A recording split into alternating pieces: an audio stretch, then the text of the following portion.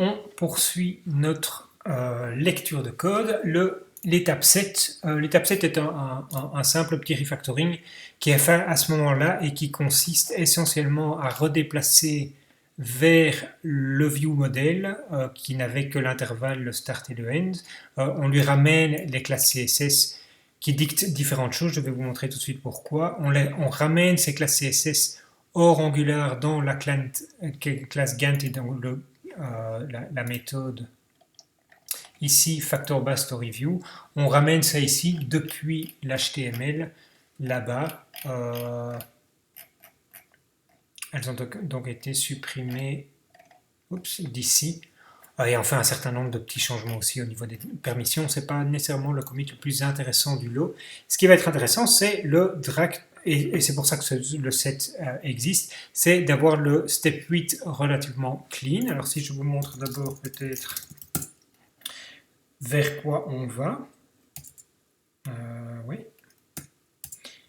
Gantt drag.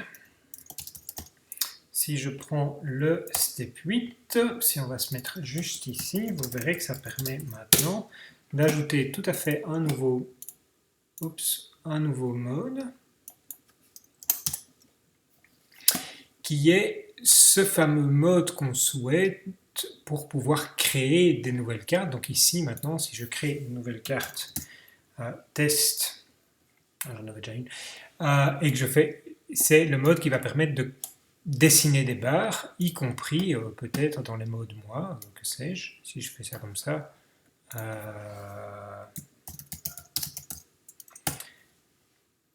y compris dans le mode moi, de pouvoir venir dessiner des barres qui vont respecter les lignes ici.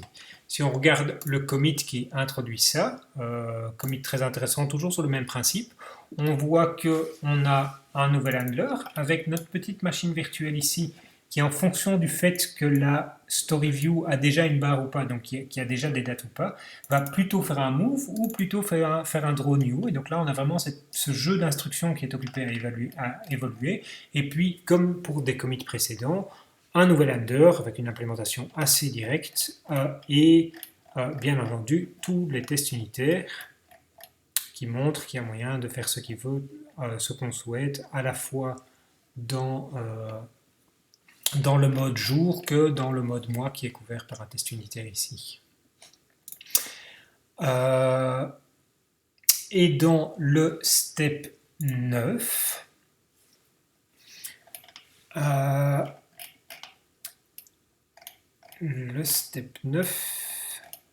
revisite simplement, oui ça c'est pas le plus intéressant du monde non plus, revisite simplement le déplacement.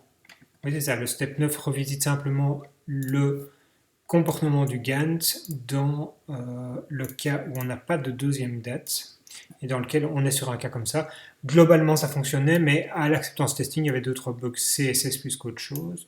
Tiens, qu'est-ce qui se passe ici ? Ah oui, mais je ne suis pas sur le step 9. Ah ben voilà, mais donc ça c'est intéressant. Sur le step 8, on voit qu'ici, en fait, ça ne fait pas vraiment ce qu'on veut, puisqu'il n'y a qu'une date. Et donc là, j'avais cassé quelque chose. Si on prend après le step 9,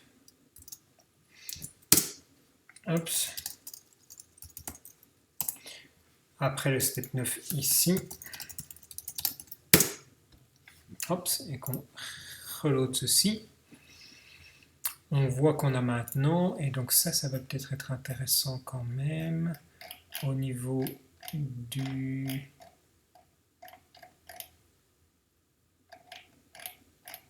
Ouais, on a juste changé un certain nombre de choses au niveau des permissions, rien de vraiment fort intéressant, mais on voit qu'il y a ça qui fonctionne cette fois-ci comme on le souhaite, et qui préserve, et c'est de nouveau un choix discutable, donc là on pourrait tester une autre implémentation et voir un peu tout en gardant du code, donc toujours en ajoutant du code plutôt qu'en modifiant. Si je pars sur une carte qui n'est pas alignée, est-ce qu'on s'attend à ce que ça vienne au 17 janvier ou au 1er janvier, ou est-ce qu'il faudrait pouvoir faire CTRL ou SHIFT pour pouvoir modifier un peu le comportement? C'est toutes des choses qui pourraient être assez facilement ajoutées. Par exemple, le fait de cliquer sur CTRL pour dire ben non, on s'aligne au début du mois, simplement par en continuant à ajouter un nouveau jeu d'instructions et en venant les connecter, les câbler à la machine virtuelle, sans nécessairement changer du code existant, mais en étendant notre architecture avec des nouvelles choses. Dans la dernière étape de la vidéo prochaine, on va passer sur le step 10 qui remontre une nouvelle fois un cas tout à fait particulier d'ajout de fonctionnalités sans modifier du code existant. Pour gagner un peu de temps, je vous explique ça dans un instant.